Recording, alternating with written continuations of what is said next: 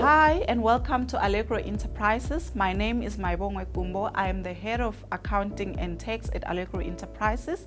Today I am thrilled to hold the Budget Buster mini-series for the 2023-2024 fiscal year.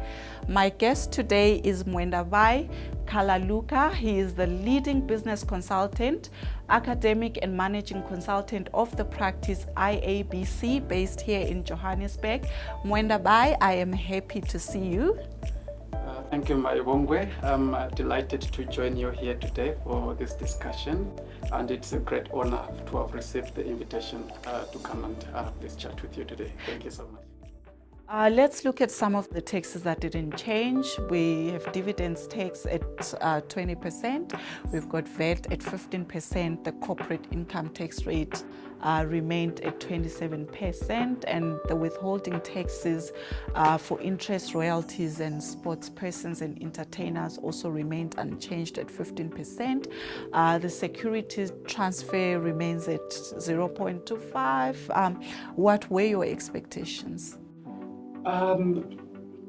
Mayibongwe, I think on the taxes, I'll be honest with you, I personally didn't expect any significant changes on the taxes. And there are a couple of reasons to that. I'll probably just maybe highlight 2 or 3.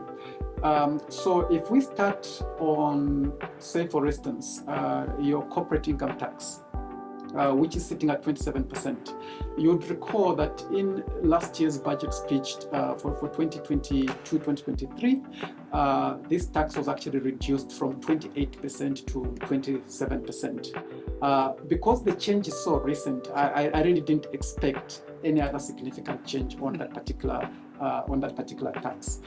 If we look at VAT, I mean, our VAT was adjusted just a while ago, was it 3-4 years ago, when it was increased from 14 to 15%. And if we recall, that increase was so significant in terms of the impact and social outcry, to the point where we were almost facing possibilities of riots and people protesting. And this is because obviously the increase in VAT directly leads to the increases in the prices. And we've already alluded to the fact that our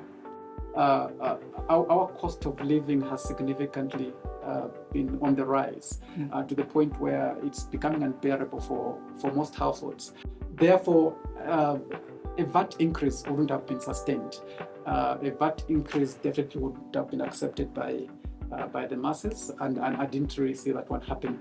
The other one would have been your withholding tax. So your withholding tax has been at 20% for quite a while. And I think, like I said earlier, that the minister always has to balance a couple of conflicting priorities. So in as much as the government might want revenue from the withholding taxes on dividends, on monies that investors draw, you'd remember that the president embarked on this ambitious objective and journey of securing foreign investment and directing more foreign investment into the country.